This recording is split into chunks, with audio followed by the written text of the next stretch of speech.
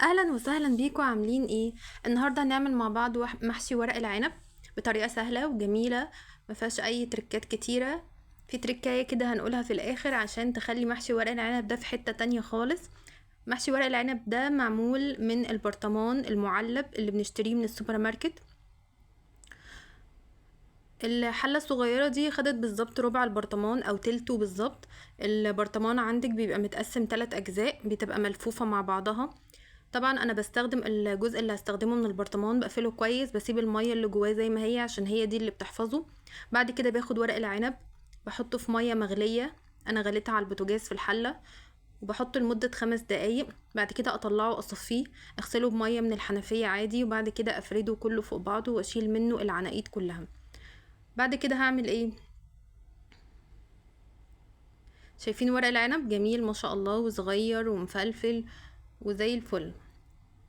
اللمعة اللي فيه دي برضو هقولكوا عليها بنعملها ازاي. يلا بينا نشوف الايه الخلطة بتاعتنا النهاردة. عبارة عن كوباية ونص من الرز، نص معلقة من الملح، نص معلقة من الفلفل الاسود، كمون، ربطة من البقدونس والكزبرة والشبت. هاخد ربع ربطة من كل ربطة، يعني هاخد ربع ربع ربع. كوباية من صلصة الطماطم، انت معصجاها او جايبة البرطمان وايه وصباه كله يعني. حطينا كل الخلطة مع بعضها وقلبناها كويس عشان تتجانس. بعد كده هجيب حلة عندي، قطعت فيها بصل، ممكن تقطعي فيها بطاطس، ممكن تقطعي فيها جزر، عشان يبقى في طبقة تحمي الورق العنب ما يتحرقش او حاجة. بعد كده هجيب ورقة الورق العنب وافردها عندي على طبق او صينية، واحط كمية رز مناسبة بحيث ان هو يبقى في النص، مفيش على الاجناب رز ولا على الجنب التاني. تمام. بعد كده هبدأ الف الورقة العنب. ركزوا معايا عشان تعرفوا تلفوا ورق العنب كويس من غير اي مكن ومن غير اي حاجة. اول حاجة لفيت الجزء اللي ناحية ايدي، بعد كده الجزء اليمين، بعد كده الجزء اليسار، وبعد كده هلف رول. شايفين؟ طريقة سهلة جدا. هنعمل واحدة تاني مع بعض عشان نشوف بيتعمل ازاي برضو.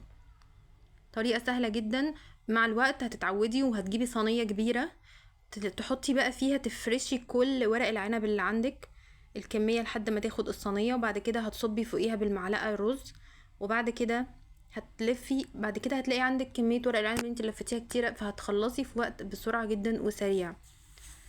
طبعا ورقة العنب لما تيجي تفرديها لازم تبقي فردها كامل، ما يبقاش فيه جزء متني او كده وشايلين منها العناقيد. بفردها على الجزء الايه الناعم من تحت والجزء الخشن من فوق. يعني ايه ناعم ويعني ايه خشن؟ يعني الجزء اللي هو مضلع فيه الفروع بتاعته، هي دي اللي انا بحط عليها الرز. تمام. ببدأ احط الرز اللي عندي وانا بفرد ورقة العنب. لقيت ان الرز كتير وانا بحاول ايه، يعني انا لسه في الاول ومش عارف كمية الرز المناسبة. الرز حسيت ان الورقة اللي عندي اتقطعت اتهرت، مش عارفة الفها، يبقى كده كمية الرز كتيرة، فلازم اشيل منها جزء. وبعد كده الف ورق العنب اللي عندي. نخلي بالنا برضو ان لازم الصلصة اللي انا حطيتها على الخلطة اللي عندي ما تكونش قليلة. كل ما كانت كتيرة والخلطة عندي فيها صوص، كل ما كان افضل، عشان الورقة وانا بلفها برضو ما تتقطعش، لان الورق بتاع المعلب بيكون مهري شوية عن الفريش اللي احنا بنشتريه. زي ما انتوا شايفين كده انا لفيتها رول اهو. شايفين؟ زي ما انتوا شايفين كده بيبقى فيه جزء اللي انا لفيت عليه بحطه من تحت عشان ما تتفتحش مني وقت السوا. تمام. موضوع سهل جدا وبسيط، وان شاء الله تتعلموه بسرعة جدا.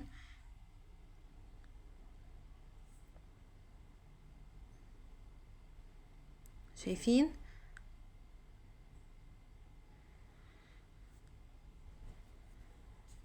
بعد كده انا لفيت كل ورق العنب، حطيته في الحلة عندي. هجهز شوربة واسخنها كويس تغلي، اكون مملحاها كويس. ممكن تضيفي على الشوربة شوية صلصة عشان يبقى برضو مديها نكهة جميلة. هنضيف الشوربة، وبعد كده في مكون لازم تضيفيه بعد الشوربة، هتضيفي معاها معلقة من السمنة او هتضيفي معلقتين من الزيت الذرة. تمام. بعد ما تخلصي الشوربة وتصبيها.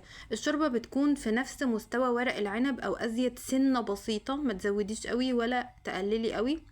زي ما انتوا شايفين كده انا صبيت الشوربة بصبها. طبعا انا بصفيها. شايفين؟ نفس المستوى تقريبا بتاع الورق بتاع العنب. تقريبا ورق العنب اخد بالظبط من 3/4 ساعة، او مش 3/4 ساعة، لا سوري، تلت ساعة. اخد تلت ساعة بالظبط.